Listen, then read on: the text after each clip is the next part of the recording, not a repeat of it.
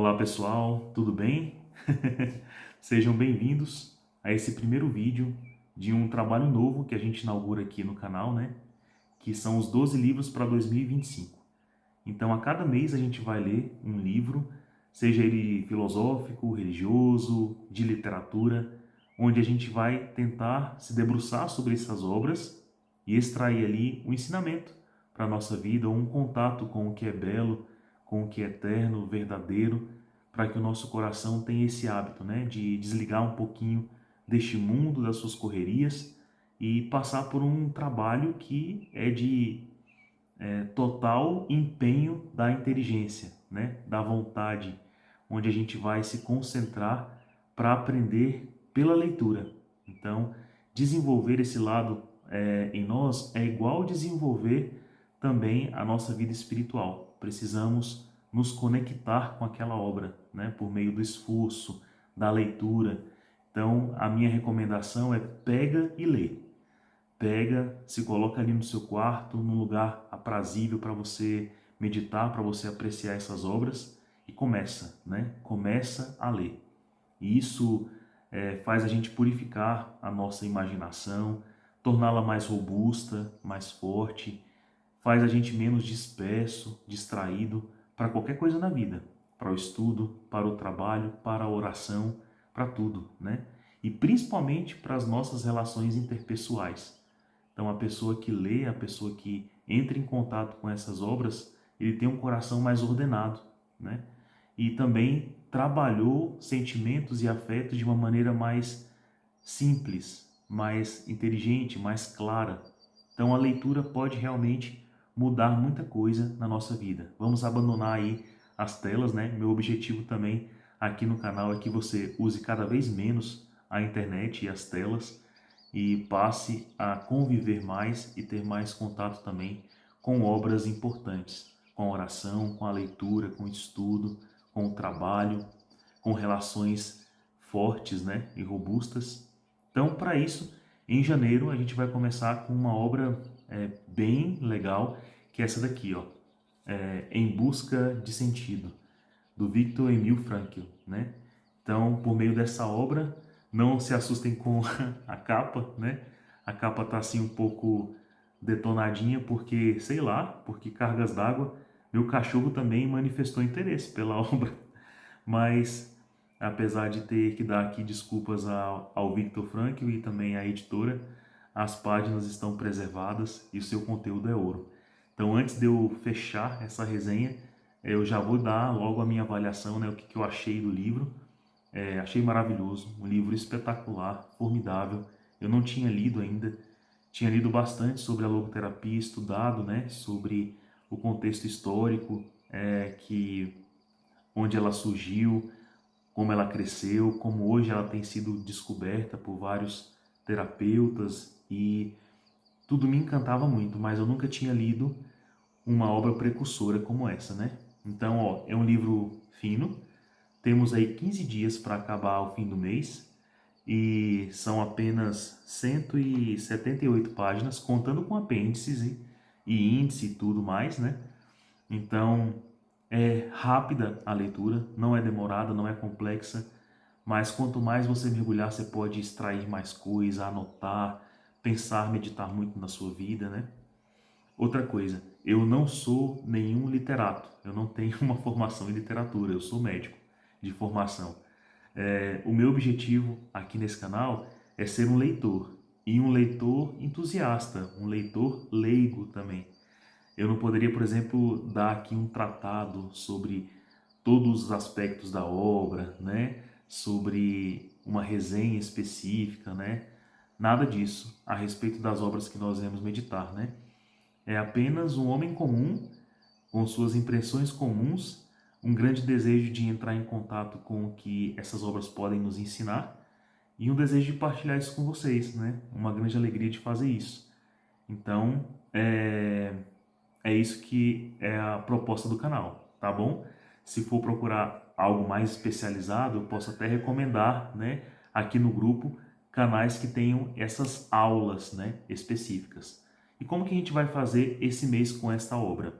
Então, esse primeiro vídeo, que apenas vai dar para vocês um panorama histórico de como ele foi escrito, seu escritor, a biografia, né?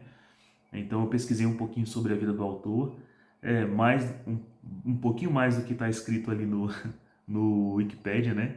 Então, eu fui procurar mesmo livros, filmes, né? Vídeos sobre a biografia do Viktor Frankl, e eu vou indicar alguns aqui também para você já conhecer um pouco mais esse autor. Aqui na descrição do vídeo eu vou colocar alguns links ali de alguns vídeos que eu acho excelentes, que podem ajudar você a conhecer um pouquinho mais sobre esse autor e sobre o impacto que essa obra tem, né, até hoje, né, no mundo inteiro. Então, minha impressão sobre esse livro, excelente, né? Maravilhoso. Estava algum tempo ali na minha estante para poder ler. Eu li outras coisas a respeito da logoterapia, do Viktor Frankl, sobre a importância desse livro, mas a obra mesmo eu não tinha lido. Essa foi meu primeiro contato. E meu objetivo foi esse também, que nesse ano a maioria das obras, né, que a gente vai ler seja uma leitura conjunta, ou seja, eu leia com você. Então, se você ainda não leu, pega e lê, né? Vai lá, adquire seu livro, dá tempo, tem ainda metade de um mês para ler. Você consegue ler esse livro em 5 dias, né? Sem pressa alguma. 7 dias então vai ser confortável demais. Ler em 10 dias, muito tranquilo, mamão com açúcar. E se você quiser ler, né, em 15 dias, perfeito, vai dar tempo de você anotar e apreciar bastante desta obra, tá certo? Então esse vídeo é só para adiantar um pouquinho assim do contexto e tal, histórico de como ele foi feito. Depois desse vídeo, lá no dia 29, a gente vai ter uma live no Instagram. Vou deixar aqui o endereço dessa live, no Fábio Henrique FFM. E a gente vai ter uma live, então, no dia 29, às 20 horas, com a doutora Kelly, onde a gente vai falar sobre aspectos mais específicos da obra, né? Então a gente vai bater um papo, eu vou falar sobre alguns aspectos espirituais, sobre alguns aspectos terapêuticos também, filosóficos, e a Kelly vai falar um pouquinho sobre aspectos psicológicos presentes nessa obra, né? Então aproveitem, essa live também vai ser super importante. Eu vou tentar depois aproveitar essa live para postar aqui no YouTube, para ficar salvo aqui também. E no dia 30 ou 31, finalzinho do mês, aí sim eu posto um vídeo de resenha pessoal meu mesmo sobre aquilo que mais me marcou neste livro, né? Então, aí vai ser o momento de fazer citações, né? De ter também um pouco de spoilers, digamos assim, né? Tem essa palavra hoje que é comum aí para dizer quando a gente entrega alguma coisa do livro. Então, hoje eu não vou entregar nada.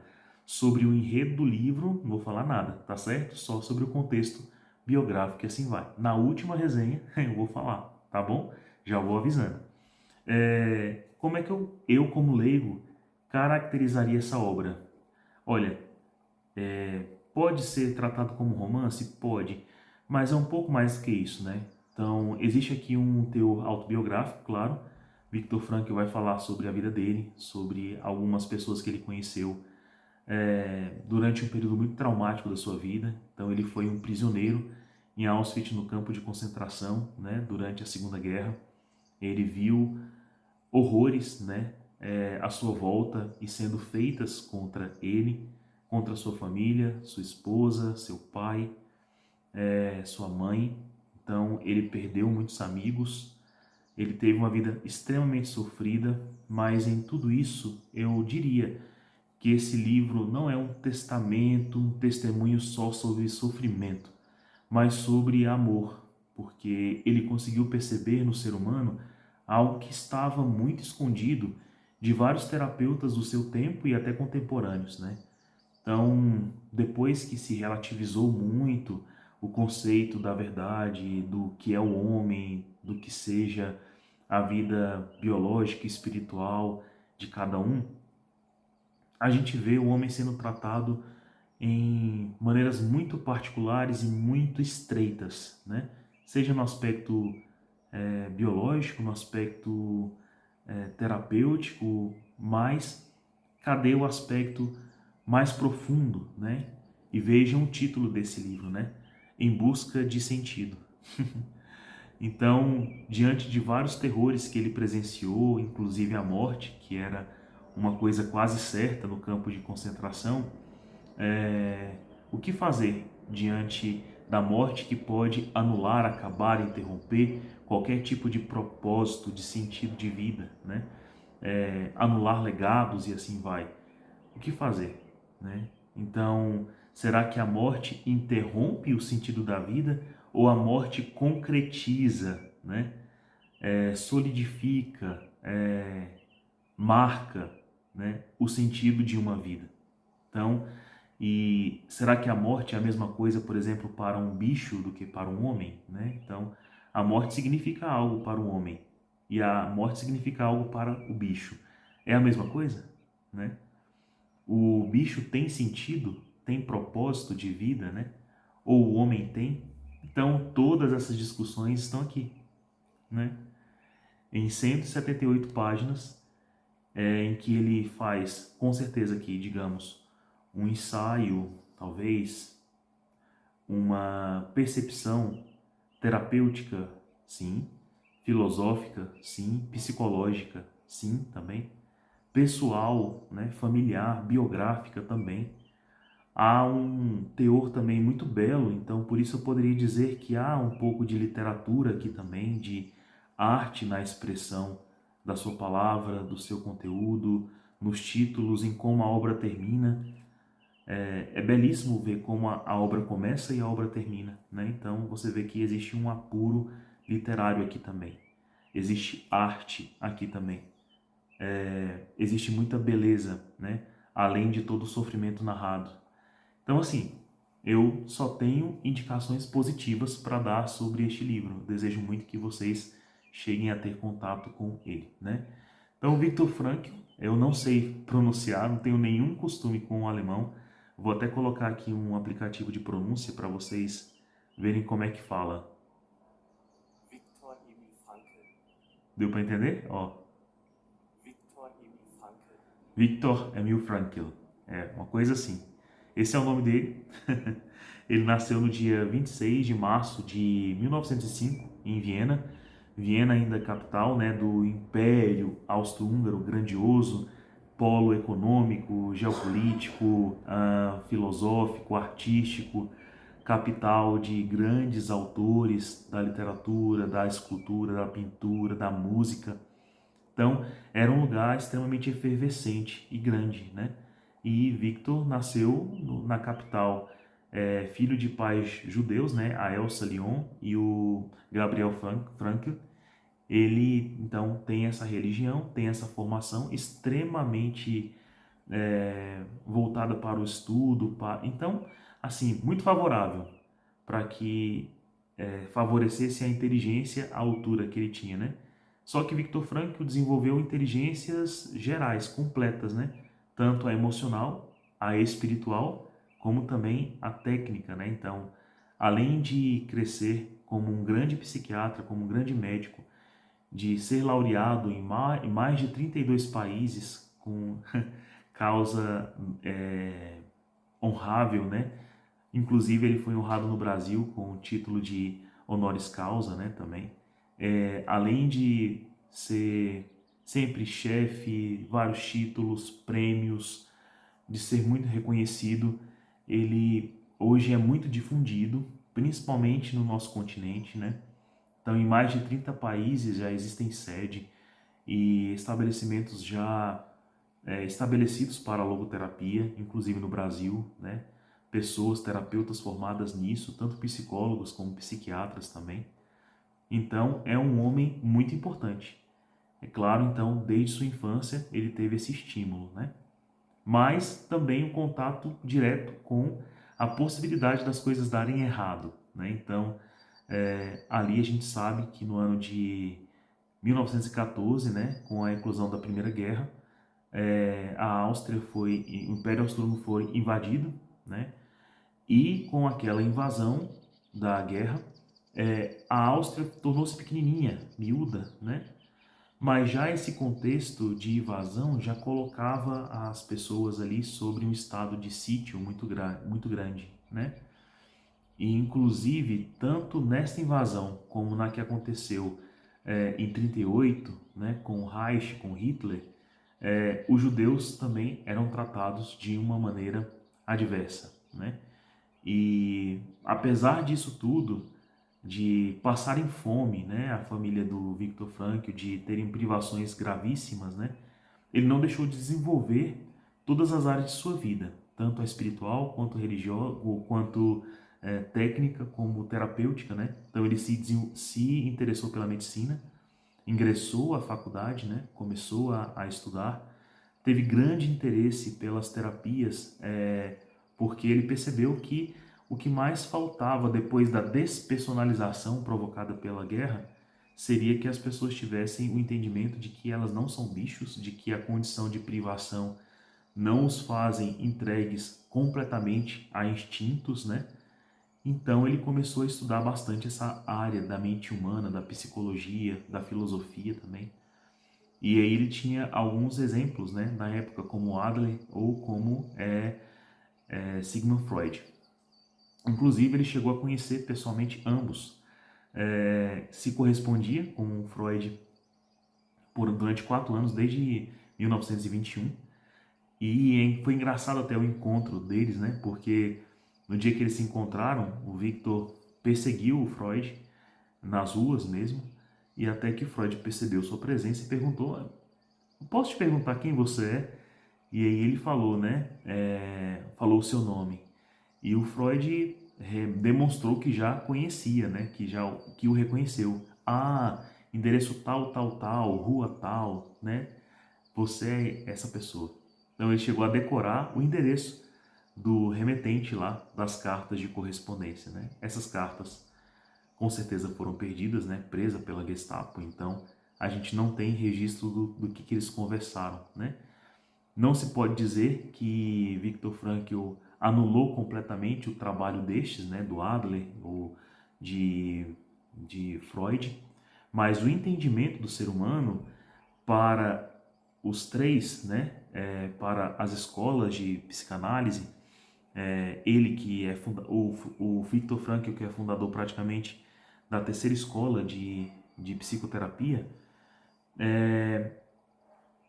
apesar de terem muitas semelhanças e o interesse comum para compreender o homem, seus processos, como eles vivenciam traumas, qual é a natureza desses traumas e tudo mais, existe uma diferença brutal, né? Tanto na natureza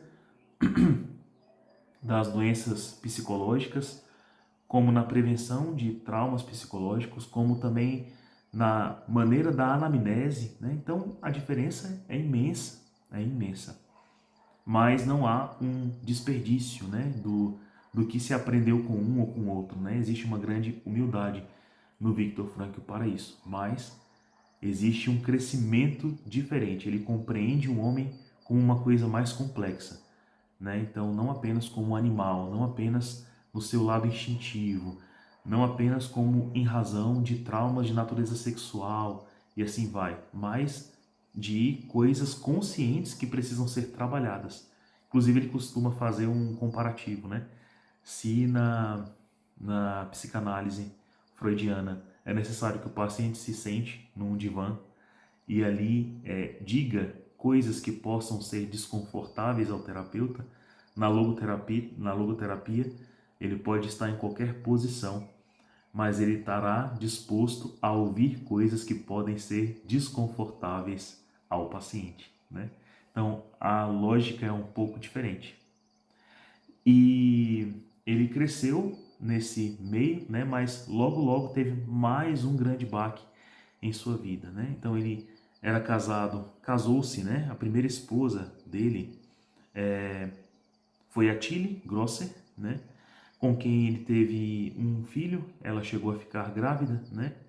E só que bem nesta época assim de florescimento aconteceu, né? O terceiro Reich invadiu e Hitler chegou, né? E começou então toda aquela tragédia que aconteceu com os judeus no Holocausto, que é, eu acho que diria, o segundo maior genocídio em massa na história mundial. O primeiro pode ser que seja nos sovietes, nos gulags, né? Onde mais de 19 ou 17 milhões de pessoas têm teriam morrido, perderam-se a conta, né? Mas o Holocausto, né, não fica para trás com a morte de cerca de 6 milhões de judeus, né, entre crianças, idosos, homens e mulheres, né? Então, uma coisa pesada, histórica, né, que é narrada neste livro, né, de uma maneira, eu diria até assim, muito pessoal, muito humilde, muito direta, objetiva, mas extremamente, digamos, educadora. A gente aprende muito ao ler esse relato pela voz, pelo coração de quem viveu esse conflito tão grande, mas de uma maneira esperançosa com relação ao ser humano. Porque quando a gente olha para algo assim tão grave, né, a gente não consegue olhar de maneira esperançosa para o ser humano, nem para nós mesmos, né? Então a gente se questiona muito sobre o que seria eu diante de uma situação tão adversa, né? E o que é o homem, então, né? De fato, se existe salvação, redenção para este homem que pode ser capaz de crueldades tão grandes, né? E quando eu estou sobre um sofrimento muito grande, como esses expressos neste livro, né? Ali o convívio com a morte a todo instante, com a fome, com a violência, com a tragédia, com a despersonalização, a pessoa ser totalmente despida de si mesmo, né? O que fazer, né, para encontrar sentido de vida? E esse sentido não se perde, não. Então isso é uma coisa muito importante para nós hoje. Por quê? Pode ser que a gente não esteja vivendo em um holocausto, digamos assim, né?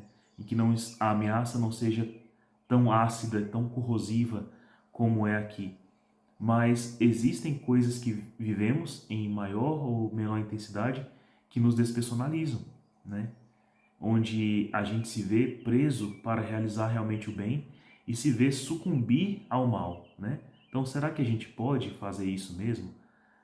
Ou a gente pode dar um manifesto a este mundo de dizer assim: ninguém vai impedir a minha generosidade, o meu amor, a minha esperança, a minha fé.